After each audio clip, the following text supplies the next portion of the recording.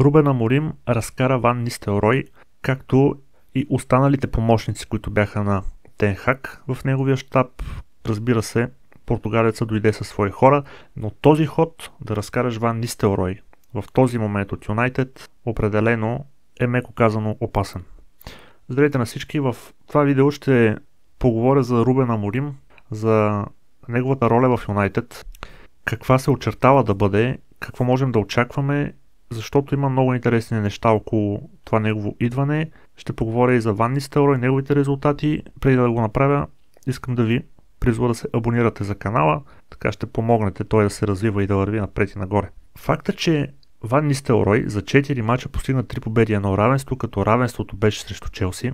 В останалите срещи изключително убедително Юнайтед се справи и победи. Това е опасно.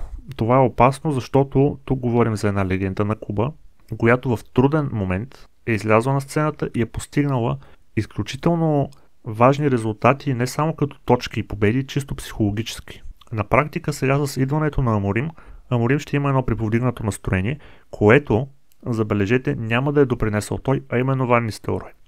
Сега феновете автоматично ще очакват много повече от Аморим, след като е направил това с Ван Нистелрой. Това, което трябваше да се случи според мен, е Ван Нистелрой да остане в щаба на Рубен Аморим. Разбирам, че човек е идва със свои хора от Португалия, доверени и така нататък, но тук става въпрос и за нещо друго. Отиваш в отбор, който очаква, да си го кажем направо, да мачкаш. Очаква победи, очаква да възвърнеш славното му минало и ти имаш изключително удобен момент да използваш една от легендите на отбора, който, пак казвам, постигна страхотни резултати, разбира се. Самата атмосфера в съблекалнята е била друга, след като Тен Хаг се е тръгнал, след като е влязъл Ван Нистелрой като име и като всичко, но крайна сметка Ван Нистелрой е допринесъл за това нещо, възползвал се и е направил нужните резултати. Сега Аморим, очакванията към него ще бъдат по-високи и ще видим дали ще успее да ги оправдае. Аз в предното видео говорих така за отношението на Юнайтед преди и сега, преди по времето на Фъргюсън и сега по времето на новите менеджери, които са след ерата Фъргюсън. Цялото възприятие въобще на клуба към съперниците и така нататък, който иска може да отиде и да го изгледа. Сега искам да поговоря за това какво би могъл да представи Аморим и какво може да се очаква. Сега, при Тен Хаг Юнайтед играеше с схема 4-2-3-1, 4-3-3, варираше. При Рубен Аморим отбора ще играе 3-4-3 или 3-4-2-1. Обикновено Аморим използва двама, които са зад централния нападател, както и трима централни защитника и халбекове. Така че това са основните неща, които ще се различават по отношение на схемата. Веднага започнаха много спекулации как би се подредил Ман Юнайтед. Това ще го видим съвсем скоро, но любопитното, което излезе, е, че Коби Мейно може да бъде преобразуван на атакуващ халф, на практика да играе с Бруно Фернандеш зад Хойлунд. Разбира се, излязоха и други възможности, като се използваше Рашфорд с Бруно Фернандеш зад Хойлунд, пък Мейно да си играе в центъра на терена. Разбира се, за тройката централни защитника там бе слаган Хари Магуайер, разбира се с Делихт, както и Мартинес. Тук вече започват да се отварят и въпросителни, защото в крайна сметка самия менеджер ще направи някои експерименти. Това е просто невъзможно предвид тактиката, с която играе.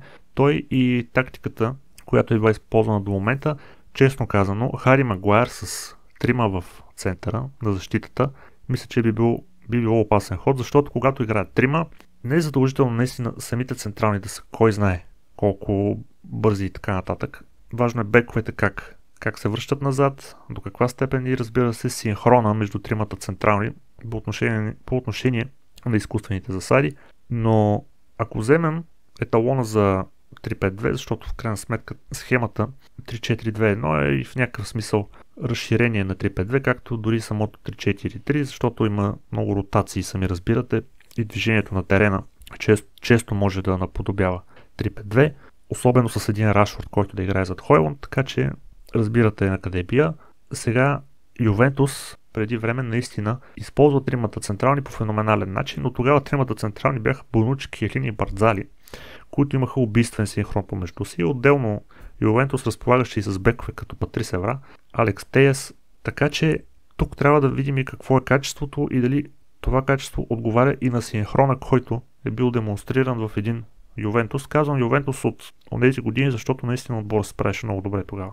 И беше еталон за игра с трима централни защитника в линия. Не съм убеден, че Юнайтед притежава това нещо. Сами знаете колко е колеблив Хари Магуайр. Не искам да го взимам на подбив и да влизам във всички тези закачки, подигравки и така нататък, които валят към него. Просто мисля, че това би било трудно за Юнайтед, поне в началото. Все пак не трябва да забравяме, че тук става въпроси за играчи като Матайс де Лихт, които биха могли, не дори биха могли, да трябва да вземат една централна роля в този състав. Отделно напред играчи като Коби Мейно, Бруно Фернандеш, Ериксен, Касемиро, това са играчи, които наистина, ако бъдат подредени по правилния начин, биха могли да донесат много добри резултати за Юнайтед. Отделно потенциала вече, нали, който има един Гарначо, един Рашфорд. Сега тук е интересно Гарначо как ще бъде използван, тъй като той е крило и в мачовете, където не се използва схемата 3-4-3, а 3-4-2-1, дали ще бъде сложен зад атаката. Това е любопитно. Ако не е така, това означава, че в повечето от мачовете означава Гарначо да не вземе участие.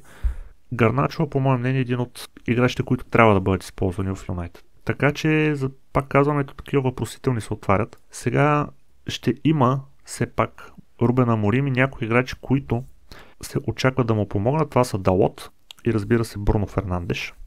По всяка вероятност, тъй като Касемиро говори португалски, също би могъл да бъде в огромна помощ на треньора. Но тук вече става въпроси за синхрон на характерите и разбирателство помежду им, защото говоренето на един език, това не е предпоставка. Или дори от една националност да са. Това не означава 100% подпечатана подкрепа към треньора. И някои неща да кажа и за бековете, тъй като казах Далот и Люк Шоу, между другото, биха могли да се справят много добре. Считам в една такава схема. Така че Юнайтед реално ще има, не искам да ги наричам проблеми, но по-скоро въпросителни относно централните защитници, които точно да бъдат, и тези, които ще играят зад Хойлунд. Говоря за такова, ще разбира се, един ще е Бруно Фернандеш, кой ще е другия. Сега в центъра, кой ще застане до Касемиро, дали ще е Ериксен, дали ще е Коби Мейно, нали вече не мисля, че от чак толкова генерално значение. Тук говорим за класни играчи при всички случаи. Така че централните защитници и този, който ще е зад Хойлунд, това ще са нещата, които той ще трябва да реши, които ще бъдат изключително важни. И разбира се, самия отбор да успее да се пренастрои от схемата на Тен Хаг 4-2-3-1 към тази с тримата централни. Между другото, когато се прави подобна генерална смяна, защото тук говорим за генерална промяна, на някои хора може и да не им изглежда точно така, тъй като нападателя остава да е сам на върха и в двата типа схеми, но централната линия, тук говорим за различен брой на защитниците в линия. Това е едно от основополагащите неща в футбола и често се е случвало, когато се прави това преливане, тази смяна от 4 към 3 в линия, да има проблеми. Така че Аморим трябва да е изключително деликатен и същевременно феновете на Юнайтед трябва да покажат търпение. Преди казах, че шансовете лично за мен Аморим да успее с 50 на 50.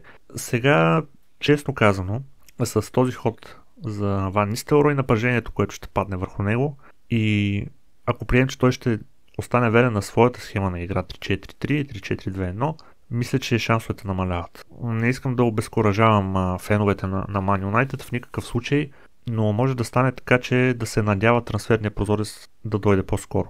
Разбира се говори за Виктор Гьокереш. Можем да видим и други играчи на Спортинг, други португалци. В момента португалското поколение е така особено силно, така че има откъде да бръкне и да извади Рубен Аморим.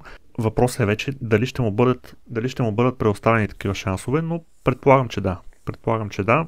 Въпросът е този месец и половина, който ще остава до трансферния прозорец, нещата да не са катастрофални. В интерес на истината не го пожелавам на Юнайтед. Мисля, че английския футбол е, поне лично за мен, го казвам, е по-интересен, когато Юнайтед е по-напред в класирането и участва в битката за титлата, в разпределението на местата за евротурнирите. Юнайтед на 13-то място просто не е интересно. Това е за мен, не казвам, че не е интересно английското, но сваля от авторитета на първенството. Но това са, разбира се, виждания мои по-скоро като един неутрален фен, тъй като аз не съм нито от Ливърпул, нито от Юнайтед. И съвсем разбираемо е сега да има хора, които ще кажат, нали, че Юнайтед им е добре там, където са, особено фенове на Ман Сити и на Ливърпул, и тези пък на Ман Юнайтед ще си кажат да, прав си. Това от мен. Искам да благодаря на всички, които ме изслушаха. Ще продължим да наблюдаваме какво става с Ман Юнайтед и не само. Тези, които желаят да подкрепят канала, пак ще ви припомня да се абонирате за него, за да има все повече такива коментари и анализи. Благодаря ви още веднъж и до следващия път.